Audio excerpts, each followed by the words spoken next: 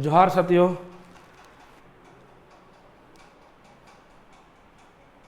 आप सभी के बीच मैं फिर से और एक वीडियो लेकर आया हूं। उसके पहले इस चैनल के माध्यम से जितने भी हमारे साथीगण आप लोग इस चैनल को देख रहे हैं, अगर अब तक आप इस चैनल को सब्सक्राइब नहीं किए हैं तो पहले चैनल को सब्सक्राइब कीजिए, ताकि आपके बीच नया नया जो भी मैं जिस टॉपिक पर मैं बनाते जा रहा हूं वो वीडियो आप तक सबसे पहले पहुंच जाए। तो चलिए, आज हम लोग देखने जा रहे हैं कि बड़े ही रोमांचक और इम्पोर्टेंट मुद्दा पर ये टॉपिक है कि सबसे जो है इस बार का जो है कैबिनेट का जो बैठक हुआ, इस कैबिनेट का बैठक में विधानसभा चुनाव से पहले माननीय को इंक्रीमेंट, रिटायरमेंट कर्मियों को भी मिलेगा प्रोन्नति, मतलब प्रमोशन होगा। विधानसभा चुनाव होने से पहले जितने भी मंत्री हैं, विधायक हैं, यहाँ तक कि सीएम है, सभी का जो है इंक्रीमेंट होने जा रहा है। जी हाँ, सभी का वेतन में उसका इंक्रीमेंट होने जा रहा है। कितना तक इसमें स्पष्ट नहीं दिख रहा है, लगभग 45,000 तक विधायक को अतिरिक्त पैसा मिलेंगे। पहले जो पैसा मिलता था उस पैसा के अतिरिक्त भी और 45,000 तक एक्स्ट्रा मिलता है। आप लोगों को भली भांति पता होगा कि हम लोग जिस तरह से जियो का फ़ोन एक नेता को टेलीफोनिक के लिए फ़ोन के लिए उसको अलग से टेलीफोनिक भत्ता लगभग 15,000 तक उन लोगों को दिया जाता है, जबकि हम लोगों को पता है आज का डेट में जियो धन धनाधन 239 रुपया के रिचार्ज पर 1.5 GB पर डेटा के हिसाब से ये महीना भर का पैकेज देता है, 24 दिन का पैकेज देता है। उसके बावजूद भी सरकार विधायक को, मंत्री को इतना 15,000 रुपये, 17,000 रुपये, 12,000 रुपये भत्ता क्यों देती है? कॉलिंग भत्ता। क्या ये लोग जियो फोन का यूज करके कॉल नहीं कर सकते हैं क्या, या BSNL का यूज करके नहीं कर सकते हैं? BSNL का भी आप देख लीजिएगा 200-250 के बीच का है, उसका कोई रिचार्ज आता है। तो इतना अतिरिक्त पैसा क्यों? सबसे बड़ा सवाल ये है। आज झारखंड ने पूरे देश में बेरोजगारी युवाओं का, शिक्षित बेरोजगारी युवा का भरमार हो चुका है। हर साल लाखों लाखों विद्यार्थी पास आउट हो रहे हैं। इतना बड़ा डिग्री लेके बैठे हुए हैं। सरकार के पास नौकरी नहीं है, वैकेंसी चारों तरफ खाली पड़ी हुई है, लेकिन सरकार वैकेंसी निकालने का नाम नहीं ले रही है। क्यों? ये सोचने वाली बात है। अगर इसका जवाब सभी के बीच है तो ज़रूर आप लोग कमेंट बॉक्स में बताइएगा। तो ये देखिए, 2019 में जब सरकार बनती है, झारखंड मुक्ति मोर्चा और कांग्रेस की गठबंधन की सरकार जब बनती है, तो हेमंत सोरेन जब मुख्यमंत्री बनते हैं, बड़ा उसके पहले घोषणा पत्र में लिख देते हैं कि नौकरी नहीं मिलने तक सभी बेरोजगारी स्नातक को 5,000 और स्नातकोत्तर को 7,000 रुपये तक की बेरोजगारी भत्ता देने की बात होगी थी।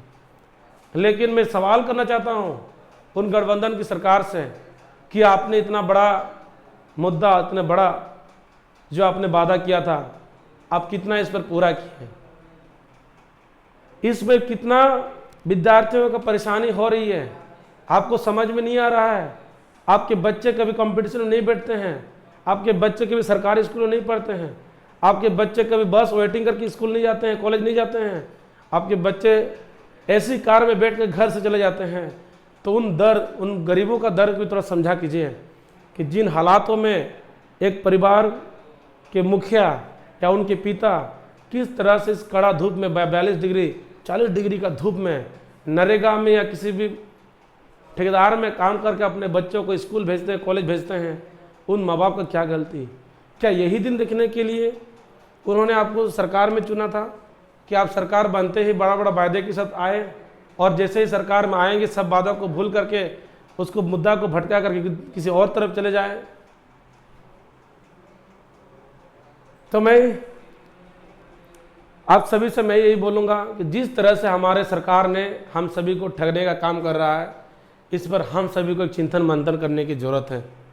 आज विधायक और मंत्रियों का वेतन बढ़ रहा है, जितना बार विधायक जीत रहे उतना बार पेंशन, हजारों सुविधाएं होने के बाद भी उनका अलग से फैसिलिटी क्यों?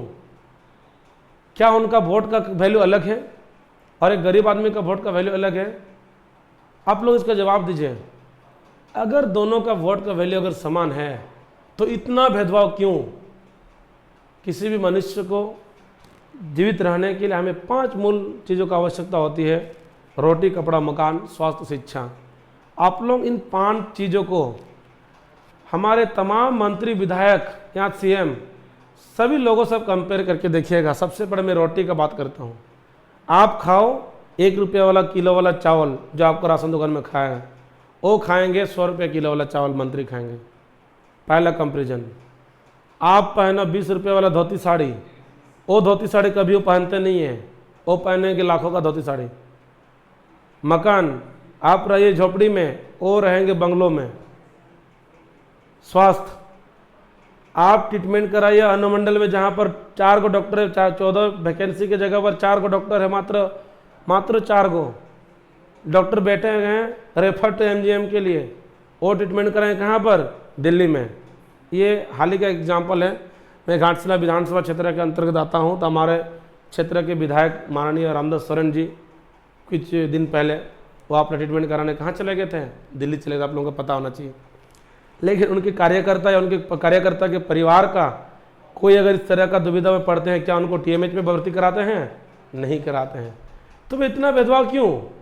आप भी उस क्षेत्र में रहते हैं, हम भी उस क्षेत्र में रहते हैं, तो आपका और मेरा हेल्थ का इतना डिफरेंस क्यों?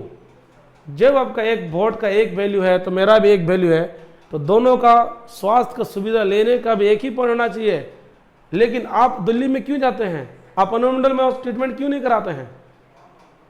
हमारा एमजीएम में जिला स्तर में एक बड़ा हॉस्पिटल है एमजीएम में, यहाँ क्यों नहीं कराते हैं? तो साथियों, ये जानिए, ये हम लोगों को किस तरह से लोग बेवकूफ़ बनाते हैं। हम लोग लेंगे जैसे तैसे फैसिलिटी, वो लेंगे बड़ा बेहतर फैसिलिटी। तो इसीलिए आप सभी के बीच जब आएंगे उसको सवाल करिए, आप कब जनता का सुविधा से, आप कब जनता का सुविधा के साथ आप कब रहेंगे? आपका अलग फैसिलिटी क्यों? इस तरह का प्रतिनिधि को चुनना चाहिए जो आपका और उसके बीच में कोई अंतर नहीं होना चाहिए। इस तरह का प्रतिनिधि होना चाहिए। प्रतिनिधित्व अगर कर रहे हैं, ऐसा करिए जो जनता और आप में कोई भेदभाव नहीं। जनता अगर 1 रुपये वाला चावल खरीद के खा रहा, तो आपको भी वही खाना चाहिए। आपको बासमती चावल खाने का कोई अधिकार नहीं है। आप कोई अलग सोना का इंसान आप नहीं है। जनता अगर झोपड़ी में रह रहे हैं, तो आपको भी झोपड़ी में रहना होगा। अब वो आवास योजना के तहत आपने पूरा घोटाला पे घोटाला कर दिया। जिनको मिलना चाहिए उनको नहीं मिला। शिक्षा का अगर बात करें, मंत्री और विधायक के घर के बच्चे ऐसी कर में सुबह स्कूल तक पहुंचते और लेके आ जाते हैं। लेकिन एक गरीब माँ बाप के बेटे, एक किसान के बेटे सुबह स्कूल साइकिल में जाते हैं, वो भी नसीब हुआ तो, वरना पैदल चले जाते हैं, बस में चले जाते हैं, धूप में, गर्मी में, बरसात में। लेकिन नतीजा क्या है? एक माँ बाप इतना मुश्किल और बड़ा उम्मीद के साथ एक बच्चों को पढ़ाता है, इसलिए कि आने वाले दिन में उन बच्चे जब उनका पढ़ा लिख कर हायर एजुकेशन कर लेगा तो उसके अच्छा शिक्षा, अच्छा नौकरी मिल पाए, इसी सोच के अपने बच्चों को पढ़ाते हैं। अगर यही होता कि हमारा बच्चों में कोई आने वाले दिन में कोई फ़ायदा नहीं, तो शायद कोई पढ़ाता नहीं। इसलिए आज ये वीडियो बनाने का मतलब यही है। आप लोग सवाल करिए उन प्रतिनिधि को, आपके क्षेत्र के अगर प्रतिनिधि को सवाल कीजिए, आपका बच्चा कहाँ से पढ़ा है। अगर कॉन्वेंट में पढ़ा है तो हमारा बच्चों को भी कॉन्वेंट में एडमिशन करा दीजिए। उस मोहल्ले के गांव के सही बच्चों को उनको बोलिए, प्रतिनिधि को, सबका बच्चा को आप कॉन्वेंट पढ़ाइए, और नहीं तो सरकारी स्कूल की व्यवस्था को सुधार कीजिए। आप मेरे को जैसे से अगर धोती साड़ी दे रहे हैं, आप इस धोती साड़ी को आप भी पहन के घूमिए मोहल्ला में, तब मानेंगे आप जनप्रतिनिधि है, जनसेवक है, समाज सेवी है। बीच में तो बहुत बड़का बड़का बोल देते हैं कि हम जनसेवक हैं, प्रतिनिधि हैं, ये है, फलना है, ढेकना है, सेवा करते हैं। क्या सेवा? इतना भेदभाव करके क्या सेवा? इसलिए मैं और एक दिन हम लोग वर्तमान सरकार का जो भी मैनिफेस्टो होगा उसका हम लोग साझा करेंगे। तो चलिए, एक तरह से कितना विद्यार्थियों के साथ अन्याय हो रहा है, आप लोग कमेंट बॉक्स में ज़रूर बताइए कि अगर सही में सरकार ऐसा करती है तो हमारे जितने भी निचले स्तर के बच्चे हैं, मिडिल वर्ग के बच्चे हैं, क्या सही में इन लोगों का कभी विकास होगा? क्या कभी इन सभी बच्चों को कभी नौकरी मिलेगा, या इन लोग ऐसे ही रहेगा? आप लोग कमेंट करके ज़रूर बताइए। और सरकार में किस तरह, राज्य में, झारखंड राज्य में किस तरह के मंत्री होना चाहिए ताकि सब गरीब अमीर सबको एक साथ पैरेलल में लेकर चल सकें, वैसे लोगों का भी आप लोग कमेंट बॉक्स में ज़रूर बताइए। मैं इनका विरोध करता हूँ, खुद विरोध करता हूँ। इस तरह का बिल्कुल नहीं होना चाहिए। नेता मंत्री विधायक को इतना सुविधा होने के बाद अतिरिक्त सुविधा नहीं मिलना चाहिए, बल्कि उनका वेतन में उनको कटौती करना चाहिए और सारा सुविधा गरीबों को, इस विद्यार्थियों को मिलना चाहिए, ताकि एक गरीब बच्चा जब पढ़ लिख करके इतना मेहनत से मुश्किल से अपना कामयाबी लेते हैं तो उनको भी एक सपना रहता है कि नौकरी मिलने का, उस नौकरी तक उसको पहुंचने का रास्ता मिलना चाहिए। और जितने मात्रा में यहाँ पर सरकारी वैकेंसी खाली पड़ा है उसको भी अतिरिक्त को भरना चाहिए, ताकि बेरोजगारी का जो संख्या है वो कम होते जाए।